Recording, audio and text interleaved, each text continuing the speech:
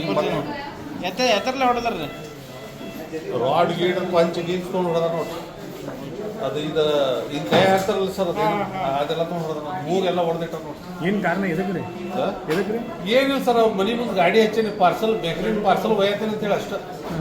ಯಾರು ಹೊಡೆದ್ರು? ಅವು ಹೊಡೆದವ್ ಬಾಜು ನಾವು ಬೇಕ್ರಿ ಬಾಜು ಮನೆ ಹೆಸರು ಗೊತ್ತಿಲ್ಲ. ಹೆಸರು ಗೊತ್ತಿತ್ತು. ಹೆಸರು ಗೊತ್ತಿಲ್ಲ. ನಿಮ್ಮ ಹೆಸರು ಏನ್ರಿ? ಪೂರ್ಣ ನನ್ನ ಹೆಸರು? ಹೆಸರು ಪ್ರವೀಣ್ ಪ್ರಕಾಶ್ ಪತ್ನಿ ಅಂತ.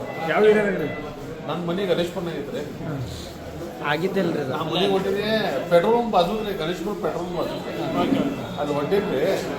ಗಾಡಿ ಪಾರ್ಕ್ ಮಾಡಿದ್ವಿ, ಬ್ರೆಡ್ ಪಾರ್ಸಲ್ ತಗೊಂಡು ಮುಂಜಾನೆ ನಾಷ್ಟಾಗ ಅಂತ ಹೇಳಿ ಅಷ್ಟೊತ್ತನ ಬಂದು ಪಡೆ ಚೋರ್ ಮಾಡಿ ಬೇಕಾದ್ರೆ ಬೇಕ್ರಿಯಾದವ್ನು ಕೇಳ್ರಿ.